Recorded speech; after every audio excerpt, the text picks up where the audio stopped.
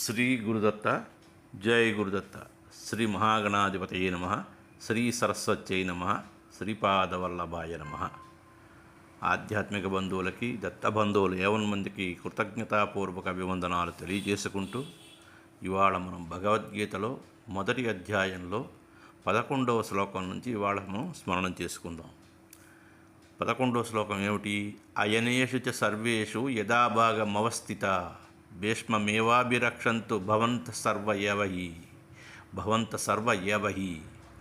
అందుకే గురువర్య, ఈ సమయంలో మనం అందరం కలిసి మా తాతగారైనటువంటి మన సర్వసైన్యాధ్యక్షుడైనటువంటి భీష్ముని రక్షించుకోవాలి. కాబట్టి మనం అందరం మన స్థానాల్లో నిలబడి అప్రమత్తంగా ఉండి ఎల్లప్పుడూ భీష్ముని రక్షించుకోవాలి. మీరు కూడా భీష్ముని రక్షించడానికి ప్రయత్నం చేయండి అని అన్నాడు దుర్యోధనుడు. భీష్ముడు మహారథి, తనను తాను రక్షించుకోగలడు, అందులో ఎటువంటి సందేహం లేదు. కానీ దుర్యోధనుడి సందేహం అంతా, ఒకవేళ మొదటి రోజే భీష్ముడి పడిపోతే తన పని అయిపోతుందని, తనలో ఉన్న కాస్త అంతా మనోధైర్యం, స్థైర్యం దెబ్బతింటుందని భయపడిపోతున్నాడు. అంటే ద్రోణుడి పరాక్రమం మీద కూడా దుర్యోధనుడికి నమ్మకం ఉన్నట్టుగా లేదు. అందుకని నర్మగర్భంగా మనం అందరం భీష్ముడిని రక్షించుకుందామని ద్రోణుడితో అంటున్నాడు. దుర్యోధనుడు రారాజు, ఏమైనా పడాలి, అందుకని ద్రోణుడు ఏమీ మాట్లాడకుండా అలాగా మౌనంగా ఉన్నాడు. 12వ శ్లోకం. తస్య సంజనయన్ హర్షం కురు వృద్ధ పితామహః సింహనాదం వినద్యోచ్చై శంఖం దద్మౌ ప్రతాపవాన్.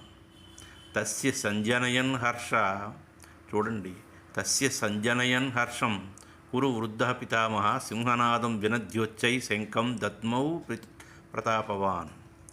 ఆ మాటలన్నీ విన్నాడు భీష్ముడు. ఆ మాటల్లో అంతరార్థాన్ని కూడా గ్రహించాడు. వీడు ఎప్పుడూ నా మాట వినడు, పెడచెవిని పెడతాడు, నా మాట ఏ రోజు వినలేదు వీడు. ఈరోజు నన్ను మాత్రం నా మీద ఏమిటి రక్షించాలని నా మీద అపరిమితమైనటువంటి శ్రద్ధ ఎందుకు వీడు చూపిస్తున్నాడు అంటే, వీడి మనసులో యుద్ధ భయం ప్రవేశించింది అని భీష్ముడు గ్రహించాడు. అయితే దుర్యోధనుడు ఉత్సాహపరచడానికి, వాడిలో ధైర్యం కలిగించడానికి భీష్ముడు సింహంలా గర్జించాడు. తన శంఖాన్ని గట్టిగా పూరించాడు. యుద్ధానికి సన్నద్ధం కండి అని ఒక సూచన, ఒక సంకేతాన్ని పంపించాడు. వెంటనే సైన్యాధ్యక్షుడు ఏమిటి చేశాడు? తన శంఖాన్ని పూరించాడు. 13వ శ్లోకం. తతశంఖాచ్చ భీర్యచ్చ పణవానక గోముఖా సహ శైవాభ్య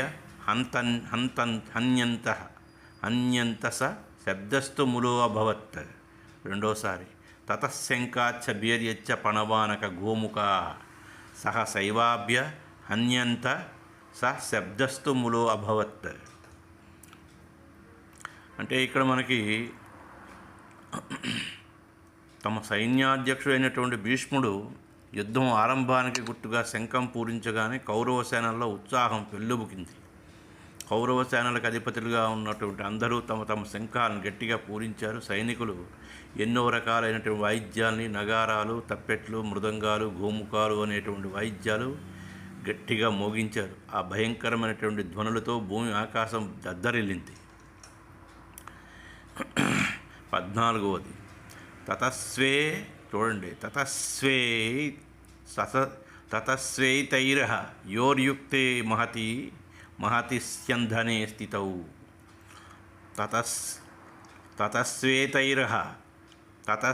చూడండి, తతస్వేతైరః యైర్యుక్తే మహతి స్యంధనే స్థితౌ మాధవ పాండవచ్చైవ దివ్యౌ శంఖౌ ప్రదద్మతు.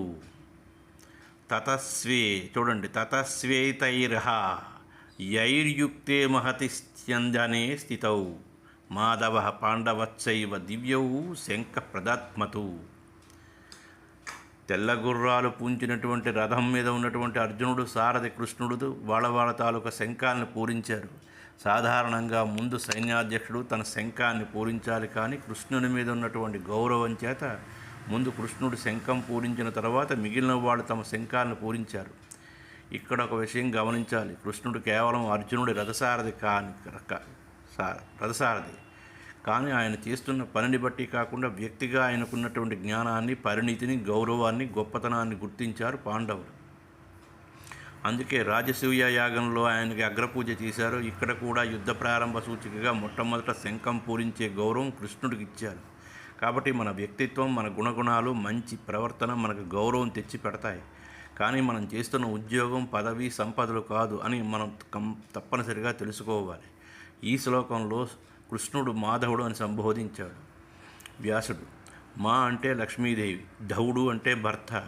మా అంటే లక్ష్మీదేవి, ధవుడు అంటే భర్త, మాధవుడు అంటే లక్ష్మీదేవి భర్త. లక్ష్మీదేవి విజయానికి గుర్తు, విజయలక్ష్మి ఆమె. కాబట్టి మాధవుడు విజయ శంఖం పూరించాడు అంటే పాండవులు విజయం తథ్యం అనే సంకేతాన్ని ముందే మనకిచ్చాడు ఇక్కడ వ్యాసుడు. ఇక్కడ 15, 16, 17, 18 శ్లోకాలు.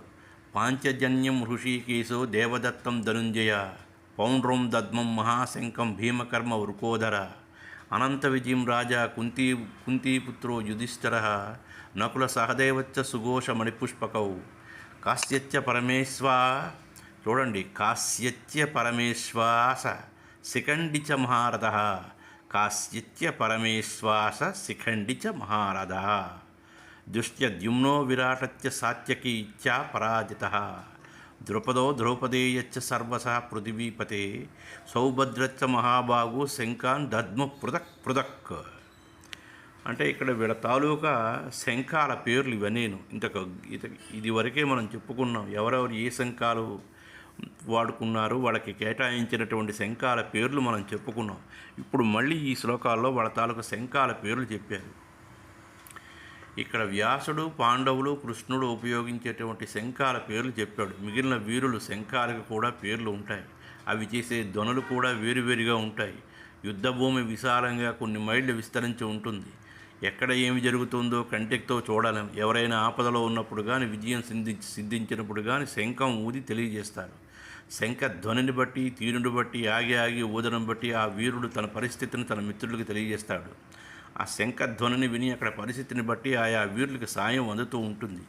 ఇది యుద్ధఘట్టాలలో మనకు కనబడుతూ ఉంటుంది. ఆ కారణం చేత ఇక్కడ పాండవులు కృష్ణుడి తాలూకా శంఖాల తాలూకా పేర్లను ఇక్కడ ప్రస్తావించాడు వ్యాసుడు.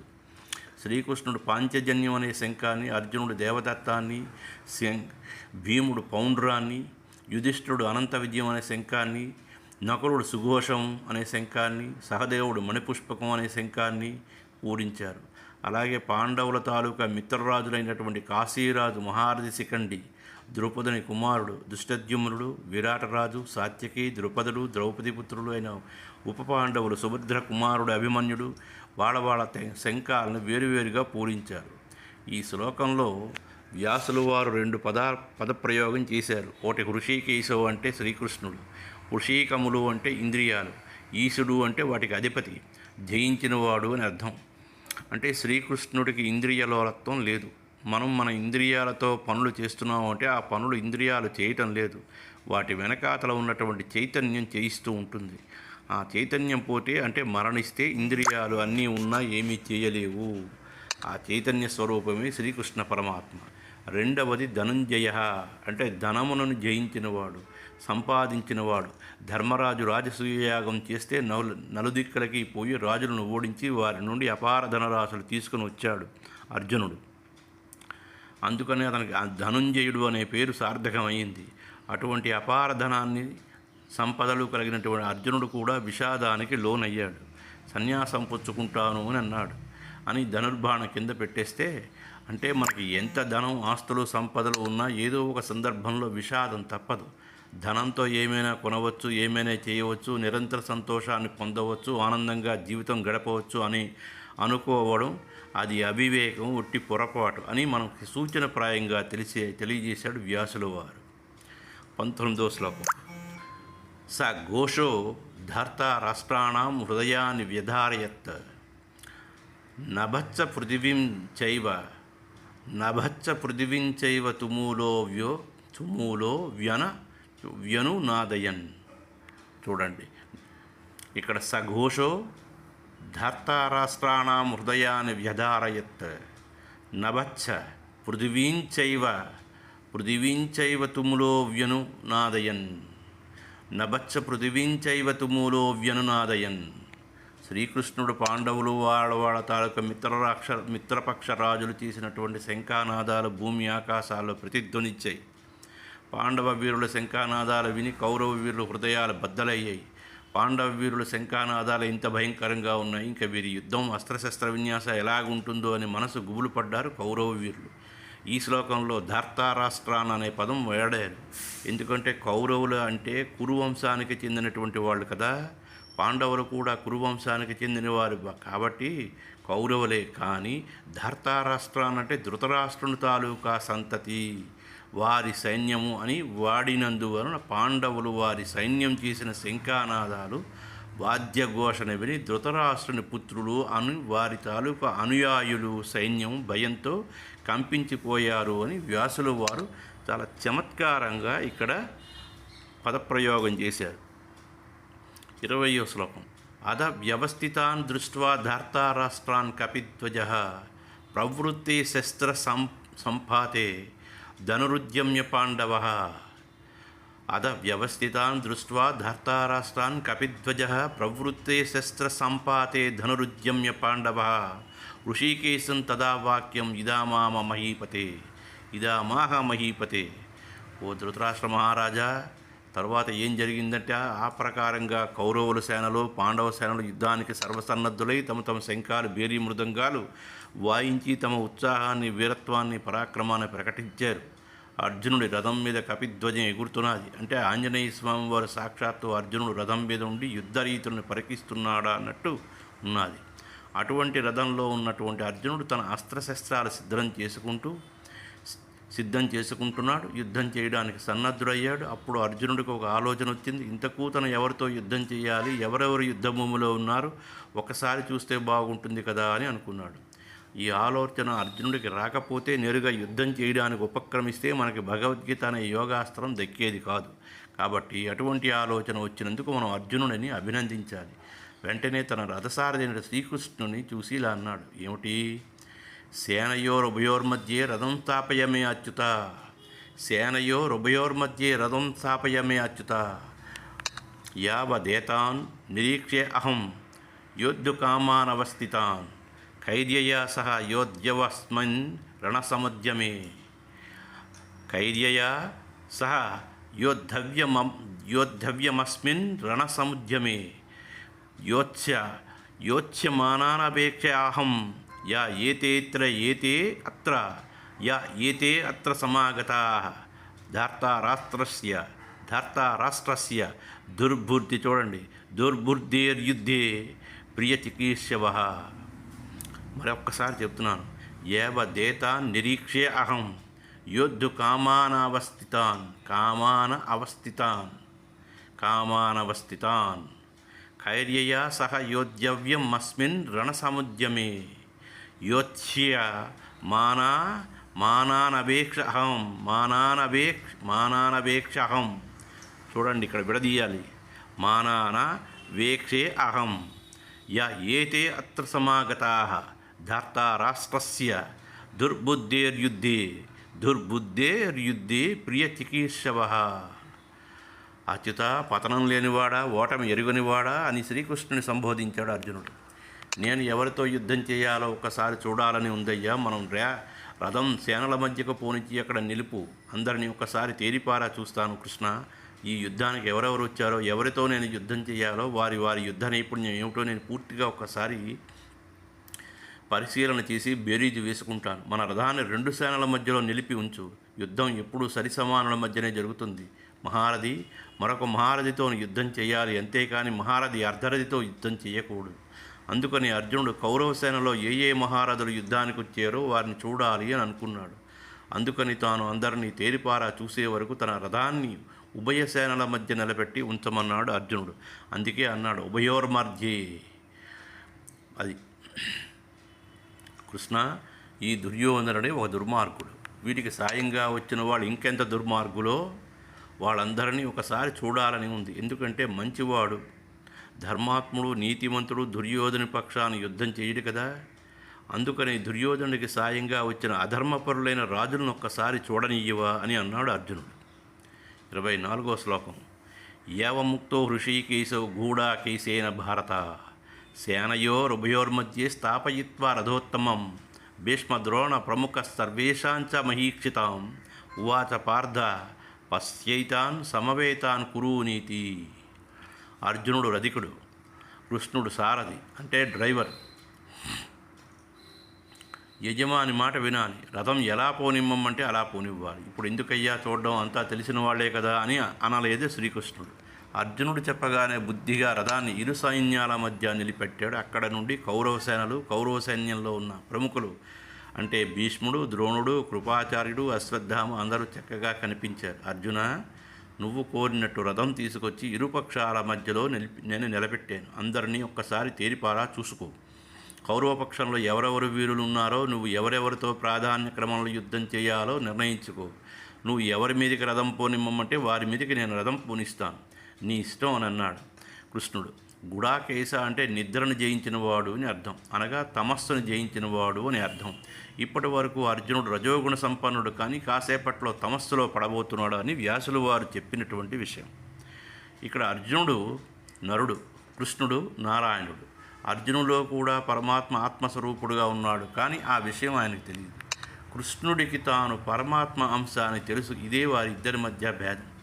మనం కూడా ఇంతే. మనం అందరం ఆత్మస్వరూపులమని తెలుసుకుంటే చిక్కే లేదు. మనల్ని పుట్టించే వరకే పరమాత్మ బాధ్యత. ఈ భూమి మీద పడిన తర్వాత మన ఇష్టం. పరమాత్మ ఏమి జోక్యం చేసుకోడు. ఎంతకాలం ఉండాలో అంతకాలం ఉంచుతాడు, తర్వాత మృత్యు రూపంలో కబడిస్తాడు. అలాగే శ్రీకృష్ణుడు కూడా అర్జునుడికి స్వేచ్ఛనిచ్చాడు. పరమాత్మ మనలో ఆత్మస్వరూపుడుగా ఉండి ఎలా సాక్షిభూతుడుగా చూస్తున్నాడో అలాగే శ్రీకృష్ణుడు కూడా అర్జునుడికి సారథిగా ఉండి కేవలం ఒక సాక్షిగా చూస్తున్నాడు. యుద్ధం చేయడం చేయకపోవడం అర్జునుడి ఇష్టం. అవసరం వచ్చినప్పుడు కర్తవ్య బోధ చేయడం ఆయన కర్తవ్యం. 26వ శ్లోకం. తత్ర పశ్యస్థితాన్ పార్థః పితॄనదా పితామహన్. చూడండి, తత్ర పశ్యస్థితాన్ పార్థః పితॄనద పితామహన్ ఆచార్యాన్ మాతులాన్ భ్రాతృన్ పుత్రాన్ పౌత్రాన్ సఖింస్తథా స్వసురాన్ స్వహృదచ్చైవ సేనయోరుభయోరపి తాన్ సమీక్షస్య కౌంతేయ సర్వాన్ బంధూనవస్థితాన్.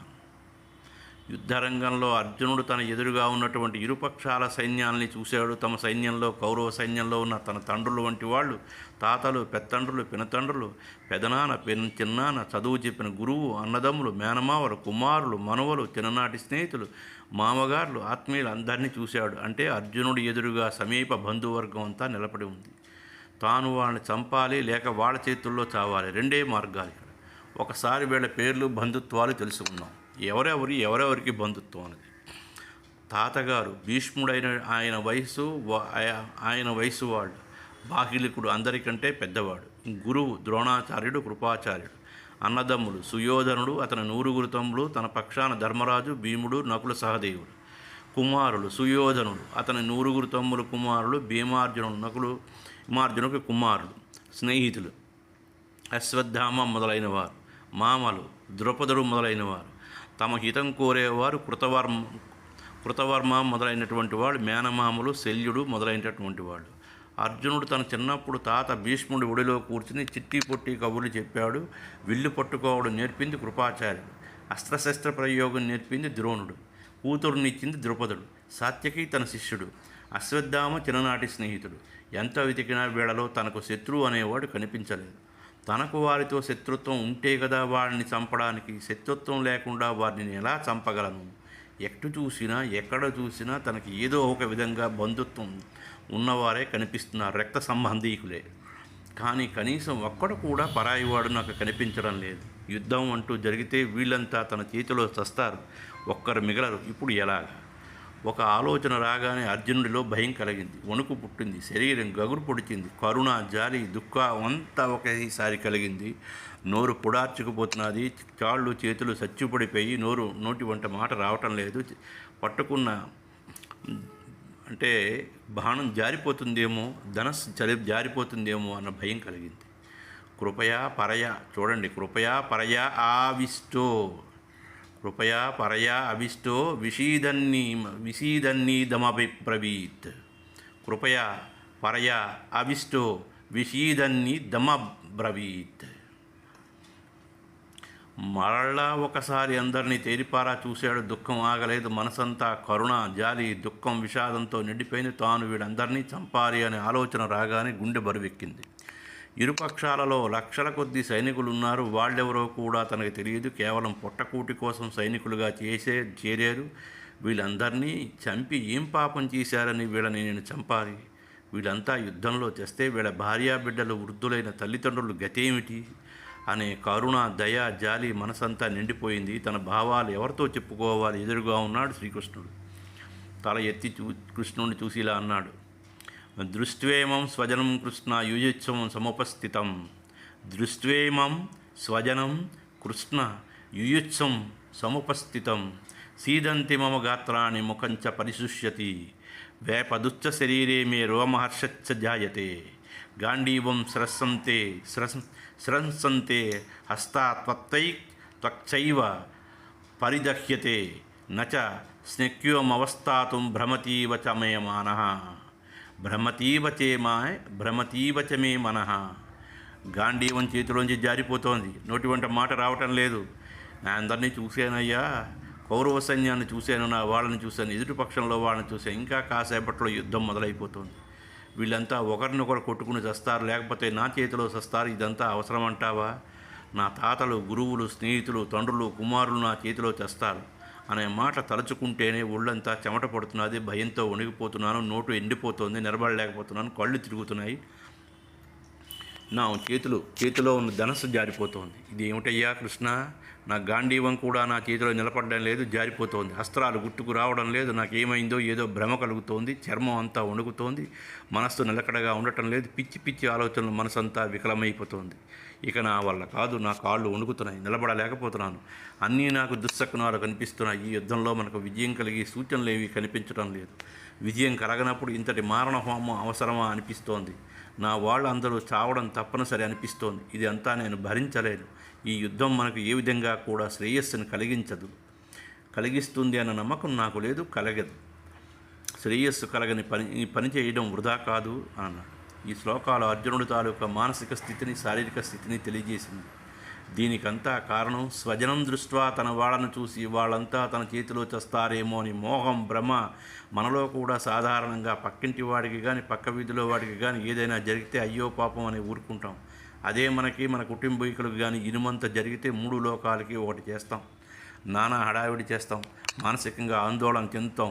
వెంటనే డాక్టర్ల వెంట, లాయర్ల వెంట, అధికారుల వెంట పరుగులు పెడతాం. నానా యాగి చేస్తాం. ఇదంతా దేనివల్ల జరిగిందంటే ఒకటే జవాబు, నా వాళ్ళు, స్వజనం. ఇదే మనలందరినీ మోహంలో వేసేస్తుంది. అదే మోహంలో ఉన్నాడు ఇక్కడ అర్జునుడు. తన వాళ్ళకి ఏమో జరిగిపోతోంది అనే విషాదంలో మునిగిపోయాడు. ప్రాణం ఉన్న ప్రతివాడికి భావోద్రేకాలు, కోరికలు, ఆశాపాశాలు, అనుబంధాలు ఉంటాయి, తప్పవు. కానీ అవి మితిమీరితేనే ప్రమాదం. బుద్ధి, విచక్షణ జ్ఞానం ఉపయోగించి వాటిని అదుపులో ఉంచుకోవాలి. అవి అదుపులో ఉంటే మానసిక సంఘర్షణ, మానసిక క్షోభ కలగదు. అదుపులో ఉంచుకోవడం మానవుడికి సాధ్యం కాదు. సాధ్యం కాకపోగా ఆ మానసిక క్షోభ శరీరం అంతా పాకిపోతుంది.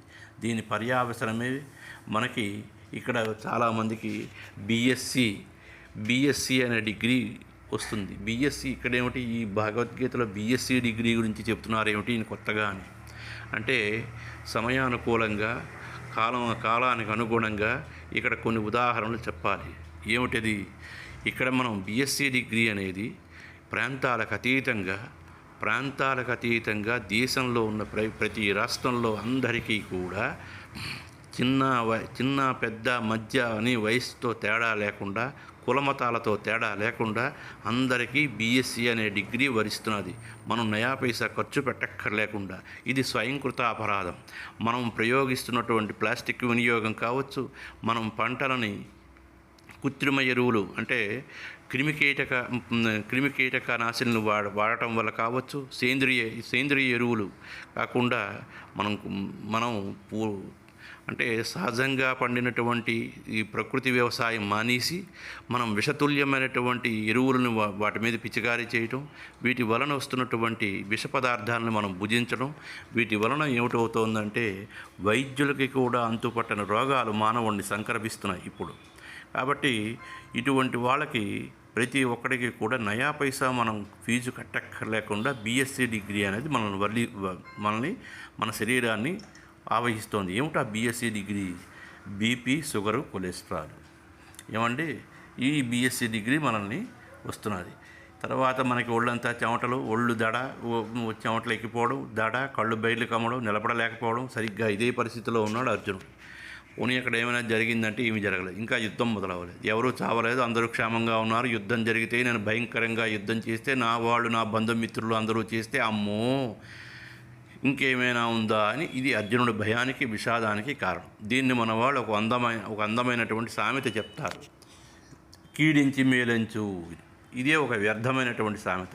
రైలు, బస్సు ఎక్కే ముందు ఈ రైలు కానీ బస్సు కానీ ప్రమాదం జరిగితే అని సందేహం కలిగితే ఎవరు ప్రయాణాలు చెయ్యలేరు. అలాగే అర్జునుడు కూడా ఇక్కడ జరగబోయే కీడును గురించి దుఃఖపడుతున్నాడు. పోనీ అర్జునుడు ఏమైనా పిరికివాడు, దుర్బలుడు అంటే అది కాదు.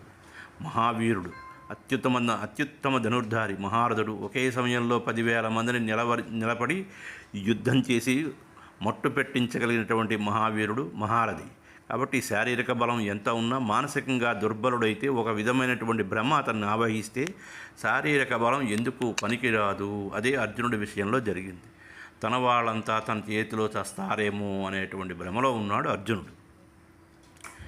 నిమిత్తాని చ పశ్యామి విపరీతాని కేశవ నచ శ్రేయో అనుపశ్యామి హత్వా స్వజనమాహవే. చూడండి 31వ శ్లోకం. నిమిత్తాని చ పశ్యామి విపరీతాని కేశవ నచ శ్రేయో అనుపశ్యామి హత్వా స్వజనమాహవే. మనసు ఆందోళనతో ఉన్నప్పుడు అన్ని విపరీతమైనటువంటి పెడర్థాలు వస్తాయి, వ్యతిరేక పవనాలు కనిపిస్తాయి, తాడే పాముగా భయపడుతుంది. ఇంత శకునాల సంగతి సరే, మనోదౌర్బల్యానికి గుర్తు అపశకునాలు. గాలి గట్టిగా వీచి దీపం కానీ హారతి కానీ ఆరిపోతే అదో పెద్ద అపశకునం మనకి. ఒకప్పుడు ముత్తైదువుగా తిరిగినటువంటి ఒక ఇల్లాలు కాలవశాత్తు భర్తను పోగొట్టుకుంటే ఆమె ఎదురు వస్తే అది అపశకునం. కుక్క, పిల్లి నీళ్లకుండా ఎదురు రావడం, కాకులు అటు ఇటు తిరగడం, ఇవన్నీ శకునాలను సూచిస్తాయి. పిల్లి ఎదురు వస్తే తప్పు, నీళ్లకుండా వస్తే శుభం. ఏమండి, ఉతికిన బట్టలు వస్తే శుభం, కాకులు వస్తే అశుభం. ఈ శకునాలు మనకి ఏదైనా మనస్తాపం కలిగిస్తే మనకి తప్పనిసరిగా అపశకునాలే, మనకి దుశ్శకునాలు ఎదురవుతాయి. అందుకే మనకి ఏదో జరగబోతోంది అని మనకు మానసికంగా కుంగిపోతూ ఉంటారు. ధైర్యంగా ముందుకు దూకేవాడిని ఇవి పట్టవు. సందేహజీవులు, ప్రతీది అనుమానించేవారికి ఇవన్నీ పట్టింపులు. వీరుడైనటువంటి అర్జునుడు యుద్ధానికి ముందు శకునం చూసుకుని బయలుదేరాడో లేదో తెలియదు, కానీ ప్రస్తుతం మనోదౌర్బల్యానికి లోనయ్యాడు. కాబట్టి అపశకునాల మాట ఇక్కడ ఎత్తాడు అర్జునుడు. ఈ శ్లోకంలో కూడా మళ్ళా స్వజనమహత్వ అనే మాట వాడారు వ్యాసులు వారు. నా వాళ్ళందరినీ చంపి, దుర్మార్గులను చంపి ధర్మం నిలబెట్టడం అనే పవిత్రమైనటువంటి ఆశయంతో అర్జునుడు యుద్ధానికి వచ్చాడు. కానీ ఎదురుగా స్వజనం అనగా తన వాళ్ళు కనపడేటప్పటికీ జావగా మారిపోయాడు. నా వాళ్ళందరినీ చంపితే నాకేమి లాభం అనే స్థితికి దిగజారిపోయాడు. 32వ శ్లోకం. నా కాంక్షే విజయం కృష్ణ నచ రాజ్యం సుఖానిచ కిం నో రాజ్యేన గోవింద కిం భోగే జీవితేనవా. చూడండి, నా కాంక్షే విజయం కృష్ణ నచ రాజ్యం సుఖానిచ కిం నో రాజ్యేన గోవింద కిం భోగే జీవితేనవా. ఇంకెందుకయ్యా బావా నాకు ఈ యుద్ధమా అవసరమా? వద్దు. ఈ విజయమా? వద్దు. ఈ రాజ్యమా? నాకు అక్కర్లేదు. ఈ రాజ్యభోగాల సుఖాలు అసలే వద్దు. 12 ఏళ్ళు అడవుల్లో ఉండొచ్చాను, ఏం సుఖాలు అనుభవించాం చెప్పు కృష్ణ. ఈ యుద్ధం చేసి ఇంతమందిని చంపి మారణ హోమం సృష్టించి రాజ్యాన్ని గెలుచుకుంటే జరిగేదేముంది? ఈ రాజ్యభోగాల వలన, సుఖమయ జీవితం వలన ఏం ప్రయోజనం లేనటువంటి పని చేయడం ఎందుకు? అసలు ఈ జీవితం ఎందుకు అని దీంట్లోకి వచ్చేసాడు, ఆధ్యాత్మికంలోకి వచ్చాడు. ఇంతటి మహావీరుడు కూడా. అర్జునుడు రాజ్యాలు, సుఖాలు, భోగాలు వీటితో కూడినటువంటి విలాసవంతమైనటువంటి జీవితం ఏదో వీటి మీద వైరాగ్యం పుట్టి వద్దనడం లేదు. కానీ తన వారు, తన బంధుమిత్రులు లేకుండా ఇవన్నీ ఎందుకు అంటున్నాడు అంటే, తన వారందరూ ఉంటే తనకున్న రాజ్య సంపదలు, భోగభాగ్యాలు తాను అనుభవించడం చూస్తూ ఉంటే ఈ రాజ్యమే కాదు ఇంకా ఇతర రాజ్యాలు ఉన్న ఇబ్బంది లేదు. కాబట్టి ఇక్కడ ఉన్న మూలం ఏమిటంటే, తన వారు లేని ఈ సుఖాలు, భోగాలు, సుఖజీవితం నాకు వద్దు అనే తాత్కాలిక వైరాగ్యంలో ఉన్నాడు అర్జునుడు. చెప్పుకుంటే బాగోదు, కానీ చాలామందికి తమకి ఉన్న ఖరీదైన బట్టలు, ఆభరణాలు ఇతరులు చూడాలనే బయటకు వెళ్ళినప్పుడు మాత్రమే ధరిస్తూ ఉంటారు. ఇంట్లో లుంగీలతోని ఏదో మామూలు మనకి సాదాసీదా బట్టలతో ఉంటాం. కాబట్టి ఇవన్నీ కూడా ఇవి ప్రస్తుతం అర్జునుడికి మానసిక పరిస్థితి. ఇప్పటిదాకా కౌరవ సభలో జరిగినటువంటి అవమానానికి ప్రతీకారం తీర్చుకోవాలి, యుద్ధం చేయాలి, సర్వనాశనం చేయాలి అని ఊగిన అర్జునుడు ఎదురుగా తన వాళ్ళు కనిపించేసరికి ఒక్కసారిగా మానసిక ఆందోళనకు గురయ్యాడు. 13 ఏళ్ళు రాజ్య సుఖాలకు దూరంగా ఉండి ఎప్పుడెప్పుడు యుద్ధం చేసి రాజ్యం గెలుచుకుని పూర్వ వైభవాలు అనుభవిద్దామా అని ఉవ్విళ్ళూరినటువంటి అర్జునుడు ఇప్పుడు తన వాళ్ళందరూ చస్తారు అనే ఆలోచన రాగానే రాజ్యభోగాలు తుచ్చంగా తోచాయి. దీనికంతా మనస్సే కారణం. ఒకప్పుడు కావాలి అనుకున్నది మరొకప్పుడు వద్దు అనిపిస్తుంది. ఒకప్పుడు ధర్మం మరొకప్పుడు అధర్మంగా తోస్తుంది. ఇదంతా సమస్యని తన కోణం నుంచి చూడటం వల్లనే జరుగుతుంది. నేను యుద్ధం చేయాలి, నా చేతిలో వీళ్ళందరూ చస్తారు అనే భావన రాగానే అర్జునుడి మనస్సు వికలం అయిపోయింది. వికలమైనటువంటి మనస్సుకి అన్నీ విపరీతంగానే కనిపిస్తాయి. ఇంకా ఇలా అంటున్నాడు అర్జునుడు. అందుకే అంటారు, అన్నీ తెలిసిన వాడికి అమావాస్య మరణం, ఏమీ తెలియని వాడికి ఏకాశి మరణం అని. అన్నీ శకునాలు చూసి అన్నీ వచ్చాడు. చూసేసరికి ఎదురుగా వీళ్ళంతమందిని చూసేసరికి చేతులు జారిపోతున్నాయి.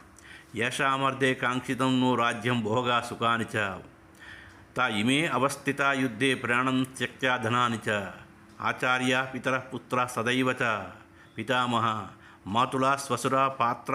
చూడండి, మాతులా స్వసుర పౌత్రస్యాల సంబంధినస్తదా.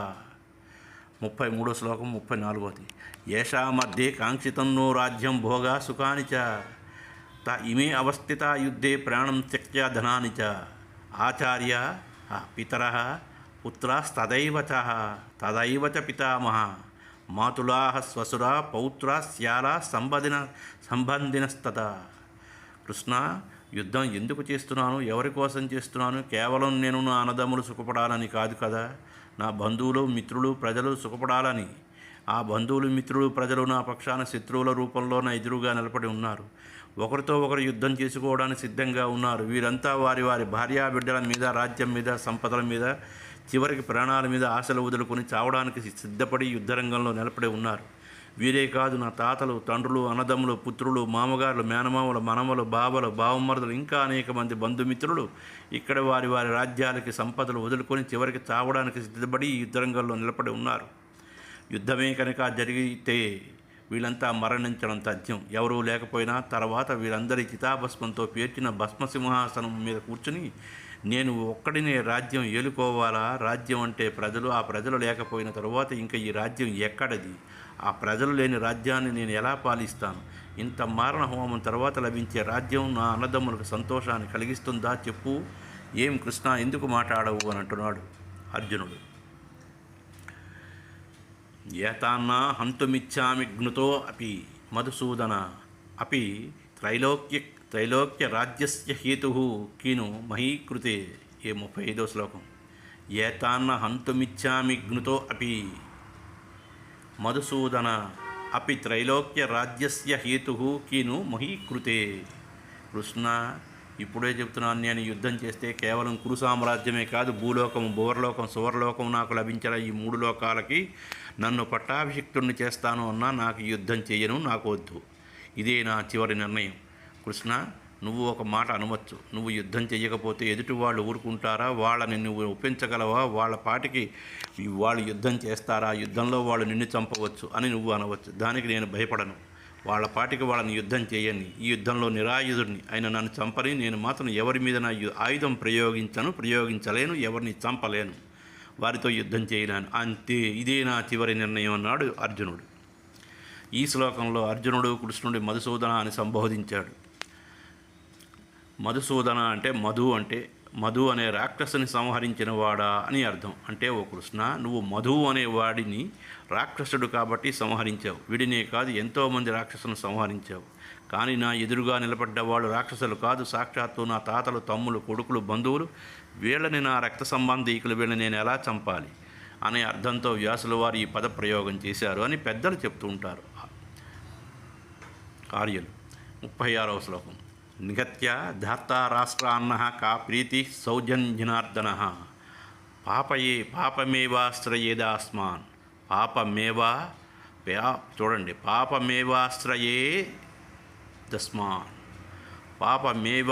పాపమేవాశ్రయేదస్మాన్ హత్వైతానానాథతాయిన అర్జునుడు మోహం అంతవరకు ఎక్కువవుతూ ఉంది.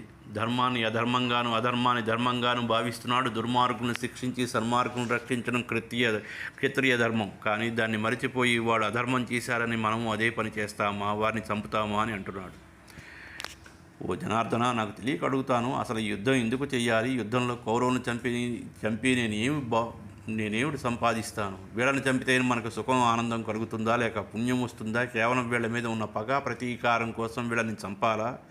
వీళ్ళని చంపి పాపం మూట కట్టుకోవాలా? అది సరేనయ్యా. కౌరవులు దుర్మార్గులు, ఆకతాయిలు ఎన్నో పాపాలు చేశారు. వాళ్ళు పాపాలు చేశారని మనము చేస్తాము. వాళ్ళు లక్క ఇంట్లో మమ్మల్ని నుంచి తగలబెట్టారు. మా భార్యను బట్టలు ఊడదీసి అవమానించారు. మా ధనాన్ని అపహరించారు.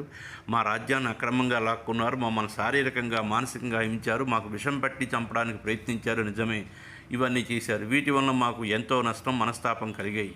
మాలో పగ ప్రతీకారం ప్రజ్వరిల్లింది. అంత మాత్రం చేత వీళ్ళందరినీ చంపాలా? పాపం మూట కట్టుకోవాలా? ఈ పాపులను చంపితే మనకి పాపమే కానీ పుణ్యం రాదు కదా, ఏమంటావు అని శ్రీకృష్ణుని నిలదీశాడు అర్జునుడు. అధర్మాన్ని అణుతవలసినటువంటి క్షత్రియుడు పోనీ పాపం అంటున్నాడు. ఇది పిరికితనం లక్షణం. ఈ పిరికితనం అర్జునుడిలో ప్రవేశించి తాత్కాలికంగా తన క్షత్రియ ధర్మం మరిచిపోయేటట్టు చేసింది. ఆ రోజుల్లో ఆతతాయిలు అంటే 6 రకాలైన నేరాలు చేసిన వారిని కఠినంగా దండించాలి, లేకపోతే పాపం అని ధర్మశాస్త్రం చెబుతూ వచ్చింది. అర్జునుడు క్షత్రియుడు, ధర్మశాస్త్రాన్ని అమలు చేయవలసిన వాడు, దుర్మార్గులు శిక్షించవలసిన వాడు. ఇలాగా దుర్మార్గులను శిక్షించడం వలన పుణ్యమే కానీ పాపం రాదు. దుర్మార్గులను కఠినంగా శిక్షించపోతేనే పాపం వస్తుంది అని తెలిసినవాడు. కానీ ప్రస్తుతం ఒక విధమైన మోహంలో పడి ఉండటం చేత తాను చదువుకున్న ధర్మశాస్త్రాలన్నీ తాత్కాలికంగా మరిచిపోయాడు. వాడు దుర్మార్గులు, ఆతతాయిలు అయిన వాళ్ళని చంపుతామా, చంపినా పాపం మూట కట్టుకుంటామా అనే వితండవాదం చేస్తున్నాడు. పాపం అర్జునుడు. కృష్ణుడు అన్నీ ఓపికగా వింటున్నాడు. ఆతతాయిలు అంటే అల్లరి చిల్లరగా తిరిగేవాళ్ళు అని సాధారణ అర్థం. అయితే ఇక్కడ ఆతతాయిలు అంటే 6 మందిని అంటారు. 6 మంది ఎవరు? ఇతరుల ఇళ్లకి నిప్పు పెట్టేవాళ్ళు, ఇతరులకి విషప్రయోగం చేసిన వాళ్ళు, ఆయుధాలతో తిరుగుతూ నిరాయుధులైనటువంటి ఇతరులను హింసించేవాళ్ళు, 4 ఇతరుల ధనాన్ని ఆస్తులను లాక్కునేవాళ్ళు, ఇతరుల భూమిని ఆక్రమించుకునేవాళ్ళు, ఇతరుల భార్యను అపహరించేవాళ్ళు, మనుస్మృతి ప్రకారం ఇటువంటి నేరాలకి మరణశిక్ష విధించేవాళ్ళు. కొంచెం ఆలోచిస్తే ఇలాంటి వాళ్ళు ఈ రోజుల్లో మన మధ్యనే పెద్ద మనుషుల్లా, రాజకీయ నాయకుల్లా, రౌడీలుగా, కబ్జాదారులుగా చలామణి అవుతున్నారు. వీళ్ళు చట్టాలకి, పోలీసులకి అతీతులు. అయ్యా, ఇది 36వ శ్లోకం వరకు మనం చెప్పుకున్నాం. తర్వాత శ్లోకం తర్వాత చెప్పుకుందాం.